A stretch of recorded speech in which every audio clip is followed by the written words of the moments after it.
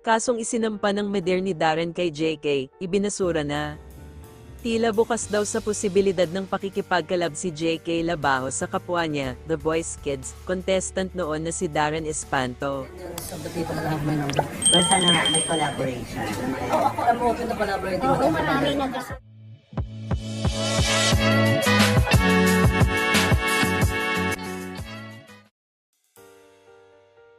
Sa latest episode ng Christy Fair Minute nitong Miyerkules ika-16 ng Oktubre, pinuri ni showbiz columnist Christy Ferman ang naging tugon ni JK nang tanungin siya tungkol dito sa isang press conference para sa kanyang major solo concert.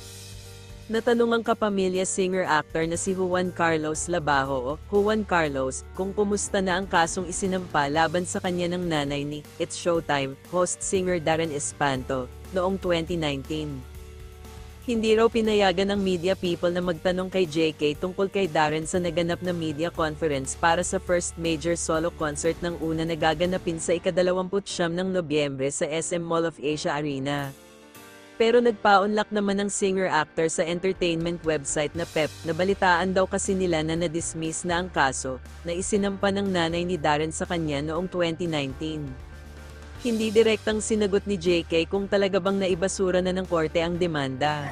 A lot of things are definitely blown out of proportion. A lot of things are unnecessarily expounded into this massive thing that it shouldn't have been in the first place, right? Saad umano ni Juan Carlos.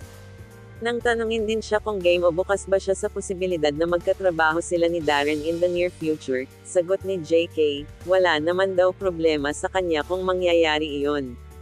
Maraming tanong sa kanya tungkol kay Darren Espanto na noong mga bata pa sila nagkaroon naman talaga ng disgusto, di ba? Saad ni Christy.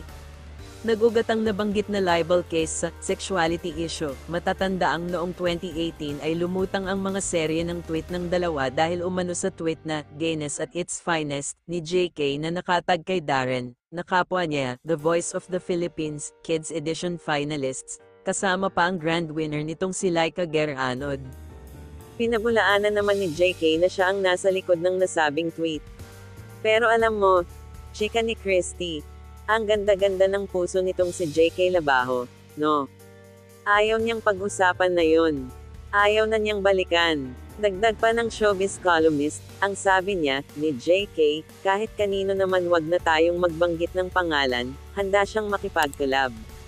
Nakatakdang mangyari ang major solo concert ni JK sa darating na ika-29 ng Nobyembre sa SM Mall of Asia Arena.